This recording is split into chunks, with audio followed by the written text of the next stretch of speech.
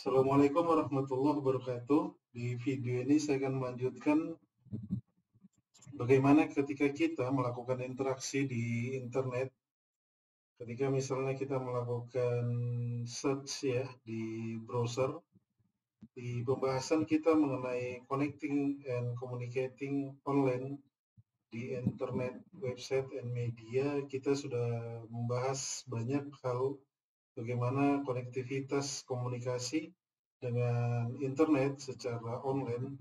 Kita banyak menggunakan beberapa komponen yang ada ya, berupa internet itu sendiri, website, dan media lainnya yang kita gunakan ya. Nah, pada dasarnya ketika kita melakukan search ya misalnya di browser seperti Chrome atau Mozilla ya, kita harus mengetahui bagaimana proses permintaan yang kita lakukan ketika kita menggunakan browser tadi. Misalnya kita mengetikkan google.com, bagaimana permintaan kita itu diteruskan kemudian di forward kembali kepada kita ya. Secara sederhana, secara dasar, di situ ada dua peran yang berpartisipasi ya. Yang pertama itu ada IP address dan komponennya nantinya tentu ya. Kemudian ada domain name atau yang kita sering sebut DNS, domain name system ya.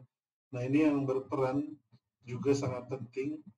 Bagaimana ketika kita pengguna atau user, kita mudahnya mengingat teks gitu ya. Misalnya ketika kita ketikkan google.com daripada ketika kita ketikkan IP address-nya ya.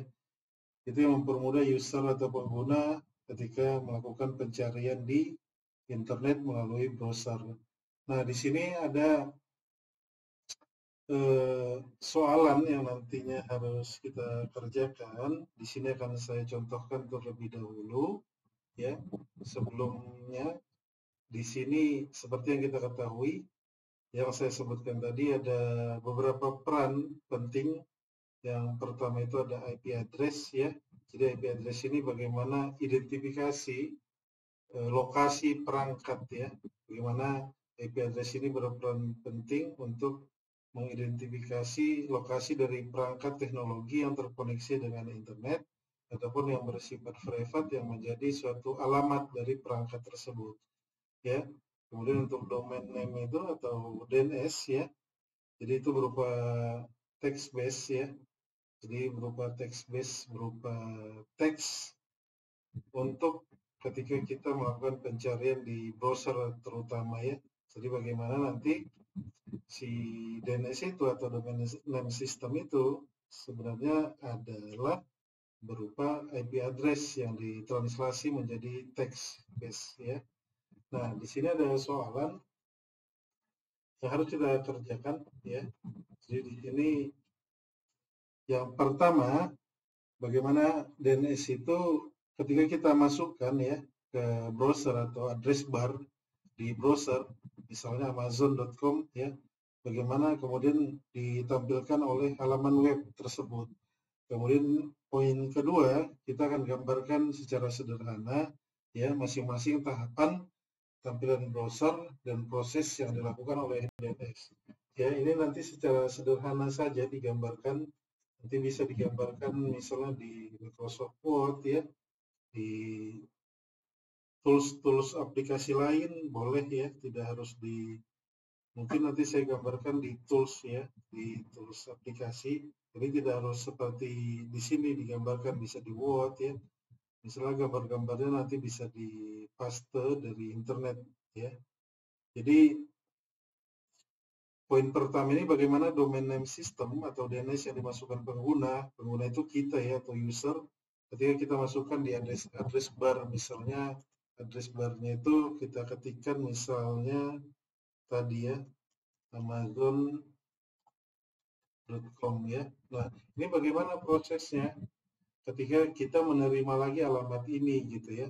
Kita menerima laman ini sehingga kita bisa melakukan aktivitas di laman ini gitu atau Google ya. Nah, dari Google ini kita akan bisa melakukan pencarian ke banyak tujuan ya. Nah, prosesnya itu di sini sudah ada saya gambarkan. Jadi poin pertamanya itu ini yang saya sebut tadi ya, tidak usah ditulis ini, bisa dibuat. Gambar-gambar ini bisa dipaste ya dari internet. Jadi di sini yang pertama, langkah pertama ketika kita menginput ya di address bar, di sini saya contohkan di Mozilla Firefox, ketika kita ketikkan ini amazon.com ya, amazon.com ini. Nah, prosesnya itu pertama sekali ya. Jadi amazon.com ini akan dikirimkan ke server. Bagaimana nanti resolver ya. Resolver itu ya berupa komputer kita ataupun nanti ketika di suatu perusahaan itu bisa jadi resolvernya itu berupa sebentar ya. Bisa saya gambar-gambar ada nggak poinnya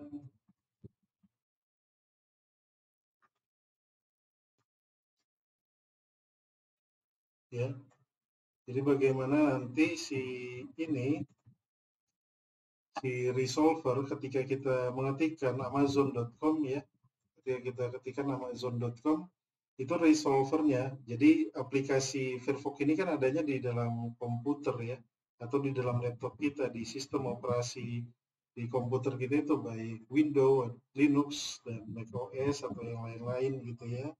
Nah, resolver itu disebut si komputer ataupun si sistem operasi itu nanti bagaimana dia akan mengirimkan ke DNS yang kita kelola gitu.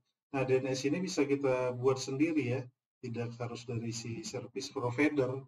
Kita bisa create sendiri, misalnya kita menggunakan aplikasi software open source ya, seperti Bin. Kita install DNS, kemudian kita konfigurasi sehingga kita mempunyai DNS sendiri. Sebentar ya. Nah, di sini tadi tahap pertamanya ketika kita ketik ya, kita input atau kita ketik amazon.com. Nah, resolver ya, resolver perangkat komputer kita dia kan melakukan komunikasi ke DNS yang kita buat sendiri ataupun ketika kita menggunakan ISP di rumah kita menggunakan ISP yang ada ya. Nah, itu komputer kita akan melakukan resolver ke DNS si service provider. Jadi ini secara sederhana ya, tapi nanti kalau secara detail ya banyak tahapannya. Nanti ada bagaimana proses cache-nya terjadi ya, resolvernya memeriksa cache lokalnya. Jadi ada disebut nanti cache lokal ya di dalam browser kita itu atau komputer. Ketika kita sudah pernah mengakses laman itu sudah di cache itu ditampilkan kembali, tidak dilakukan query lagi atau forward lagi ke DNS lokal ataupun yang dikelola oleh si service provider ya.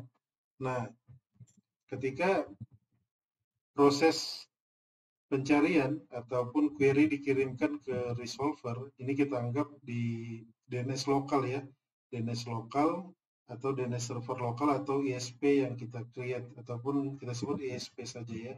Misalnya kita melakukan aktivitas di browser tadi, misalnya kita di kampus ya, artinya nanti ada perangkat DNS server tentunya di kampus tersebut. Nah, kemudian dari DNS ini akan mengirimkan kembali berupa IP address-nya gitu ya. Makanya pernah saya sebutkan sebenarnya si domain itu adalah IP address. Jadi si Amazon itu bisa kita lihat ya. Kita bisa lookup ya di PC kita, kemudian kita ketik amazon.com ya. Kita bisa lihat IP-nya. Jadi kalau kita ketik yang di browser, sebenarnya yang terbuka itu adalah amazon.com ya. Atau ini, nah dia sudah pakai IP versi 6 ya. Ini IP versi 4-nya. Nah, jika ini kita ketik, sebenarnya itu akan di resolve ya oleh si browser kita ke domain tadi si amazon.com ya. Itu dari DNS tadi dia akan mengirimkan ke browser Ya, browser ini yang bekerja bukan browsernya sebenarnya, tapi nanti komputer kita. Ya, setelah itu langkah ketiga itu si browser itu ya atau komputer kita itu akan mengirimkan alamat tadi yang diperolehnya tadi dari DNS server tadi ya. Nah, ini menggunakan IP, baik IP versi 6 ya, baik IP versi 6 ya, IP versi 6 ataupun IP versi 4 ke tujuannya ya.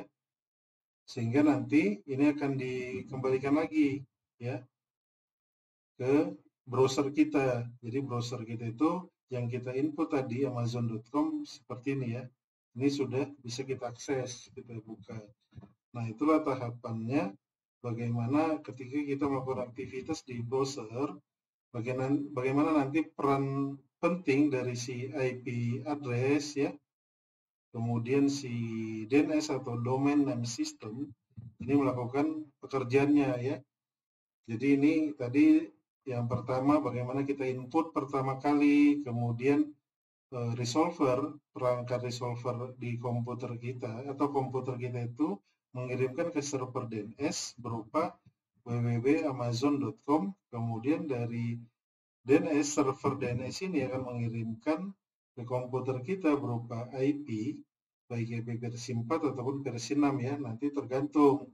Kalau kita masih menggunakan IP versi 4, nanti ketika sebuah provider seperti Amazon itu sudah 6, dia akan mentranslasinya nanti ya. Ada apa namanya translasi di IP versi 6 ke IP versi 4 tersebut. Ya, dari resolver dia akan mengirimkan ke tujuan dengan IP address tadi gitu ya. Ini maksudnya. Jadi diringkas, dibalikkan lagi ya. Jadi tampillah seperti ini yang kita request tadi ya. Artinya sederhananya seperti ini ya. Saya ulang sekali lagi ya supaya lebih nampak. Jadi langkah pertama itu ketika kita input ya di browser misalnya Amazon ataupun link-link lain yang mungkin biasanya kita akses media sosial kah ya. Jadi nanti resolver itu berupa ya resolver itu berupa komputer kita ya salah satunya. Nah, ini melakukan query ya, melakukan query ya. Tapi kalau sudah pernah kita akses amazon.com, jadi si komputer itu hanya mengambil di cache-nya ya, tidak melakukan query forward lagi ke server. Nah, server ini adanya bisa di kita yang mengelolanya ya. Yang mengelolanya itu kita sendiri atau user, itu bisa kita buat atau si service provider. Nah, dari server DNS ini akan dikirimkan berupa IP address ke kita lagi ya, ke browsernya lah sebut ya, ke browsernya.